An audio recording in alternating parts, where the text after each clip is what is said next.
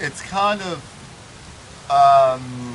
obvious from what we've researched in terms of the ethnohistoric record and the archaeological survey that this was primarily an island that was heavily influenced by the culture of the island of Tahiti in terms of the architecture we encounter, but specifically here made out of coral, because obviously you don't have basalt on an atoll, so that's quite a unique approach to the construction of structures we have on Moorea and Tahiti out of basalts. The maraes are very interesting because they show a mix of Windward Island and Leeward Island Society Island form. That's what's being kind of represented in the architectural makeup of the marae, and we have one here on Tahiti that represents that kind of architecture. So we have the platform, which is called an ahu, which normally in Tahiti would be made of dressed stone, either as one level or multiple levels. Here we have a slab form of platform or ahu, which is directly comparable to what we have in the Leeward Islands. You have the three uprights at the head of the marae that represent the mataiapo, or senior in a family, and the two junior lines, or taina. That's a characteristic of Tahiti and Moorea marae.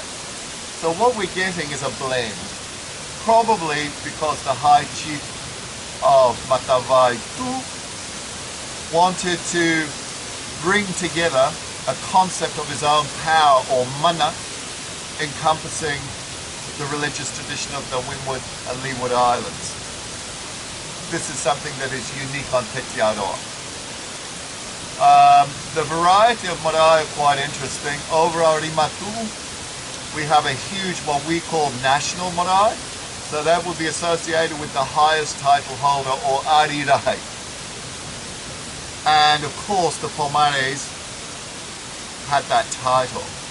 The marae is of a stepped form, so that is typical of Tahiti Island, but it is not finished in the way that marae on Tahiti are finished, with rounded stone or squared coral blocks cut by adzes. It is simply faced with slabs, like we see here in the different levels or stages. So what we're looking at again is a syncretic blend of Leeward Society Island and Windward. So it's something quite unique here. It's likely that on Rimatu, based on our research on the oral tradition, ethnohistoric record, and the archaeology, that it was a site for the worship of the god of fertility and war, Oro Te Taua, or Oro Te Peamoi, and that it was a place where these very famous ancient chanters and dancers and performers in ancient Tahiti called the Arioi, they used to come to Rimatu, live there, perfection their dances, their chanting, that then they would take to other islands throughout the societies for the big encounters with other tribes, known as Heva or Upa Upa. So Tetiaroa was a very specifically special place for high-ranking people and these artists who entertained at the great festivities and festivals of the chiefs throughout the Society Islands. The place names where we find the archaeological sites on Rimatu all have names associated with either the god Oro and his cult, or the Arioi themselves.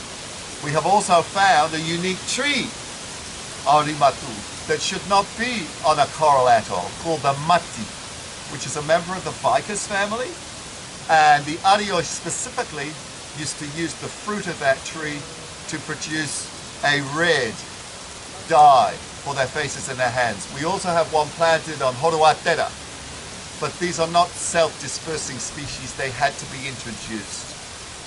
So, oral tradition, mentioning the Arioi. So we have William Bligh, who constantly talks about the Arioi coming to Tetiaroa, or Te Tūroa as he mentioned it in his record. We have Cook and other members of Cook's Voyages who mention this group of people coming to Tahiti. We have it in the oral tradition, we have Tahitian texts talking about it as well.